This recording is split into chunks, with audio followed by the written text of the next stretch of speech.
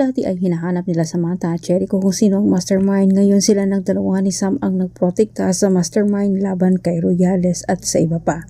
Pinagdududahan ni Royales itong si Jericho na maring kilala umano nito ang totoong mastermind, pero tinawanan lamang siya ni Jericho. Sabay sagot na kung sakaling kilala man umano niya ang mastermind, siya na umano mismo ang gagawa ng paraan para mahuli ito. Lalo't maraming palasyong inosente umano ang nadamay sa kasalanan ni Aurora sa mastermind. Ngunit paano naman makilala nila Royales kung sino ang mastermind kung si Samantha at Jericho ang tumutulong nito para hindi malaman ng lahat? At samantala, lalong malaki ang galit ni Aurora para kay Samantha dahil inilayo nito ang anak umano ni Paco.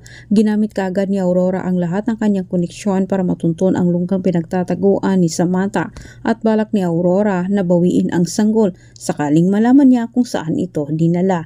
Hindi nakipagtulungan itong si Amando kay Aurora na kuhanin ang anak ni Sam sapagkat alam ni Amando na tutulad lamang umano ito siya kay Paco na hindi siya ipinakilala ni Aurora bilang ama. Kaya't imbis suwayin ni Amando itong si Aurora para inisin ito ay kabaliktaran din ang ginawa ni Amando.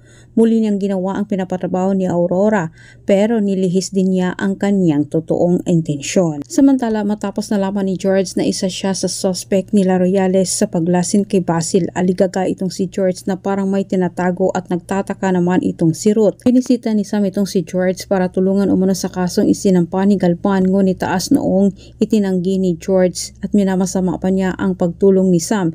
Pero paliwanag naman ni Samantha, tutulungan umano niya itong si George hindi para makalaya ito, kundi para umano malutas ang kaso ng kanyang tatay dahil naniniwala naman itong si Sam na ang killer umano ni Basil at ni Doc Orly ay iisa. Maraming salamat at antabayanan po ninyo ang susunod mo.